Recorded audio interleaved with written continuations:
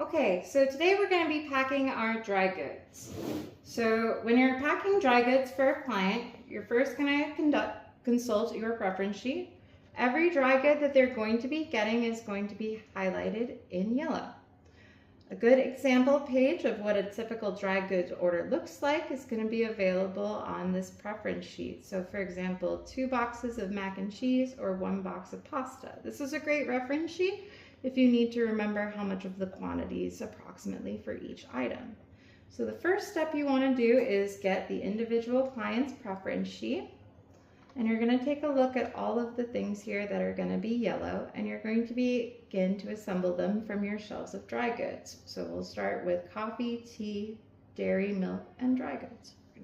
All right, so all of our dry goods should be located on our dry goods backstock shelf here that's for deliveries.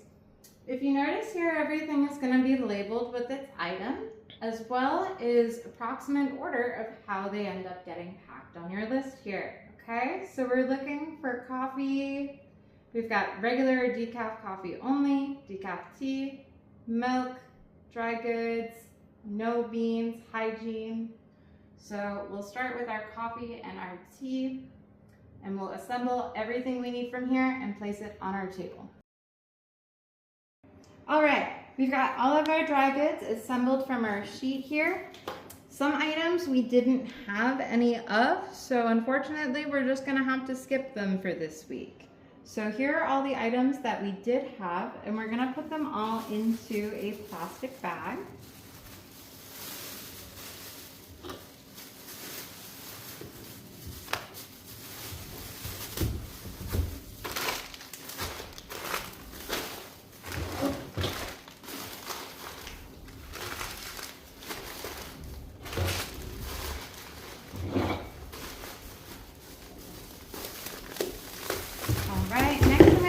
This up, not too tight in case there's something we forgot and we need to get it out later, but securely enough so that things aren't going to fall out. Then I'm going to take our labels here. If there's not already one printed for our client, I'm just going to write his name on there. And then I'm also going to make sure to include the route number, or the route letter. That's going to be right up here in this top corner. So I'm going to write it nice and big, so that the delivery driver or whoever is packing the box is going to know what route that this is going to come from in case it gets separated. We're going to put this right on our bag here. Our next step is going to be to put it away. All right, next we're going to bring it over to our rack over here, and we're going to take one of our clear bins and put it right inside. Next, the clear bin is going to get marked with that route letter again, so I'm going to write here A. Sometimes when we're packing, we're going to need more than one of these bins. So if you do need 2 bins, what you're going to do is just going to write 1 on the first one, and then the next number is going to be how many total bins you're going to need. So I'm going to write 2 if we're going to have 2 bins, or 3 if we're going to need 3 for A. Next, I want to make sure I cover it and close it completely sealed.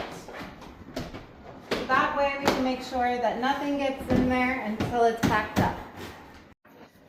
We also have at the beginning of each route a list of all the clients on that particular route. So it helps me a lot to just kind of check it off as I go. That way I can make sure that I've packed every single person up on that route. So once I'm done with my first client, I'm going to then move on to my next client's preference sheets and check them all off as I go down, and finish up packing everyone's dry orders.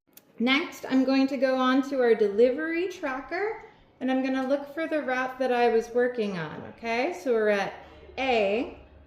This is our route, and this is the weeks that it goes out. So it's going to go out the 2nd week and the 4th week of every month, and I'm going to look for the category that I just packed. So now that I'm done with all of the dry goods in A, I'm just going to put a nice mark on here to let everyone know that it's done. And I'm going to mark it with my initials as well, just so that if anyone has any questions about the things in here, they know that it's been packed and who did it.